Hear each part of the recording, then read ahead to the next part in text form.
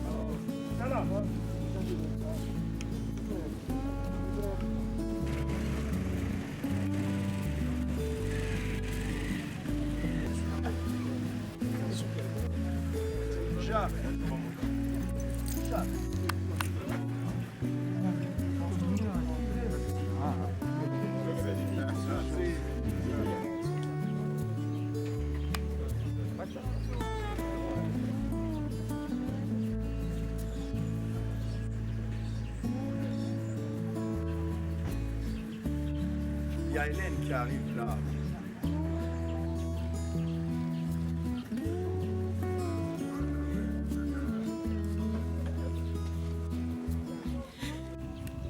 à ce site de Mwakassa, où va reposer pour l'éternité notre frère Jacques Benena Kentaoudi, qui nous réunit ici. Je vous demande de rester debout le temps de sortir le cercueil et de l'installer.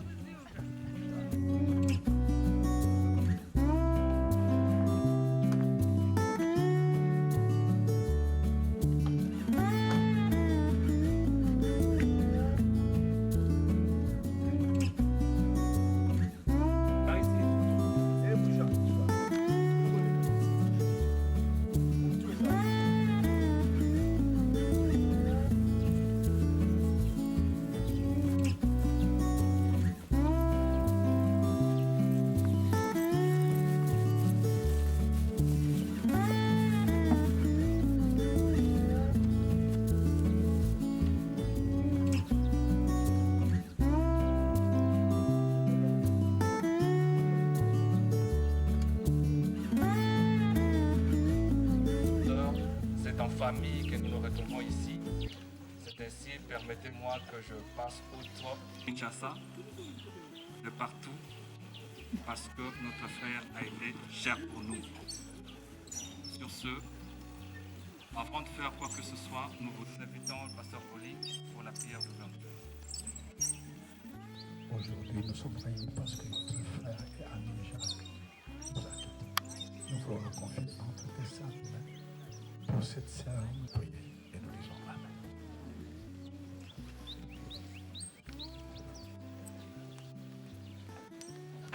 Makanzu, c'est le 9e enfant de Samuel Kentaoudi, notre père. Nous sommes nés 13. L'aîné était une fille, et puis le reste c'était des garçons. Donc nous avons eu 5 filles dans la famille et 8 garçons dans la famille. Jacques s'appelait Makanzu aussi. C'est le nom de Talek Yamam. Il est né en 1946. C'est moi qui l'ai suivi en 1949. Il a étudié à l'école officielle au camp Arbi à l'époque. Et de là, il était à l'Athénée protestante. Et quand il a terminé, il est parti à Lubumbashi. Après 2 ans, il a eu la bourse, il est parti en Roumanie. Et il est revenu pour se marier à Thérèse Lotti, son épouse. Ils ont des enfants. Et la vie est parfois compliquée. les deux, et la femme et le mari, sont tombés malades. Avant d'arriver au mot pourquoi il était revenu, Jacques c'était un bon gardien de Liège à l'époque. C'était la SIC. Et il finira par être un bon attaquant avec le temps. Dans notre équipe que nous avons fabriquée avec notre ami qui vient de perdre, Coxis, on avait créé une équipe qui s'appelait le Castor. Et c'était notre numéro 9 dans l'équipe. Quand il a terminé en Roumanie, je les ai ramenés aux États-Unis où j'étais. Je suis arrivé là-bas en 69. Jacques et sa femme et leur enfant, leur aîné, m'a rejoint là-bas. L'année passée, on était, ma femme et moi, à Los Angeles pour le voir. C'était devenu très difficile pour la famille parce que et la femme et lui étaient malades. On l'a ramené ici.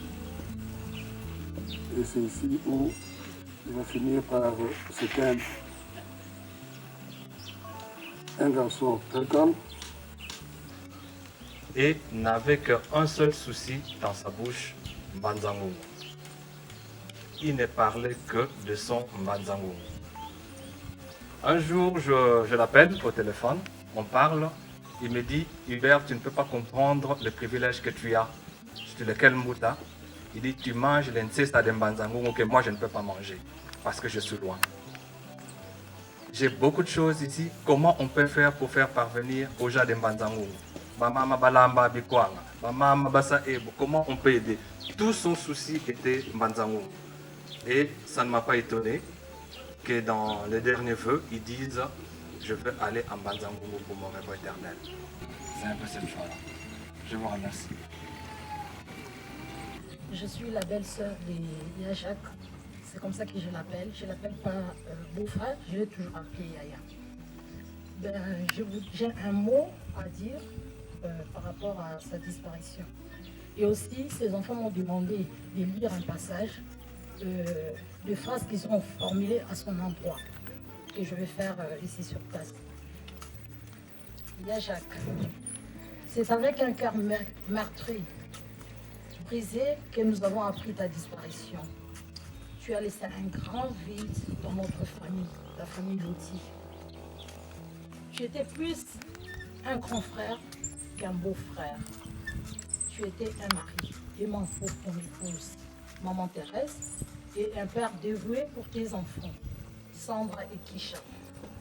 Nous garderons de toi le souvenir d'un homme intègre, très présent, altruiste pour notre famille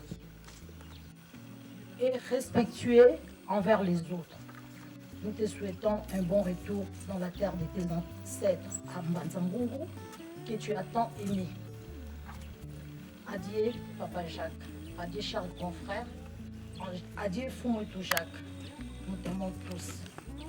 J'ai retenu une chose. Je comprends le Kikongo, mais je ne parle pas Kikongo. Mais à chaque fois que je parlais avec mon beau-frère, je vais rejoindre la personne qui a parlé tout à l'heure. Il me parlait de Mbanzangungu. Et je connaissais sa phrase qui disait à chaque fois Ndibu Ntotwani. Et là, j'ai compris qu'il avait vraiment l'amour pour sa terre natale. J'aimerais aussi lire cette petite phrase que sa femme a formulée à son endroit. Jack, thank you for the years we shared together. I love you. Not goodbye. I will see you again, Thérèse. Je vais faire la traduction. Jacques, merci pour les années que nous avons partagées ensemble. Je t'aime. Pas un au revoir. Je te reverrai encore. Et là, les enfants ont parlé aussi, mais ils me l'ont envoyé sur téléphone. J'aimerais bien l'ouvrir et vous les dire, vous les lire.